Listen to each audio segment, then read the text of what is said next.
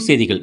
கள்ளக்குறிச்சி மாவட்டம் திருக்கோயிலூர் நகராட்சியில் இன்று பேரறிஞர் அண்ணாவின் 57ஆம் ஆண்டு நினைவு நாள் அனுசரிக்கப்பட்டது.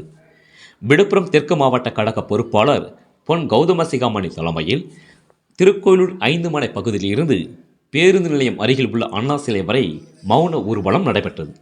அதன் பின்னர் கழக துணை பொதுச் செயலாளர் திருக்கோயிலூர் சட்டமன்ற உறுப்பினருமான முன்னாள் அமைச்சர் பொன்முடி அண்ணாவின் திருவுருவ சிலைக்கு மாலை அணிவித்து நினைவு நாள் அனுசரிப்பு செய்தார்.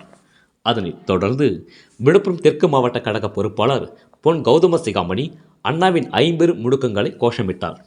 இந்த நிகழ்ச்சியில் மாவட்ட அவைத்தலைவர் ஜெயச்சந்திரன், மாவட்ட துணை செயலாளர் கற்பகம், முருகன், ஒன்றிய செயலாளர்கள் தங்கம், ரவிச்சந்திரன், பிரபு, மும்மூர்த்தி, ஜெயபால், ஒன்றிய குழு தலைவர்கள் சிவசக்திவேல், கலச்செல்வி, மாநில பிரச்சார குழு செயலாளர் தேன்மொழி உள்ளிட்ட பலர் கலந்து கொண்டனர்.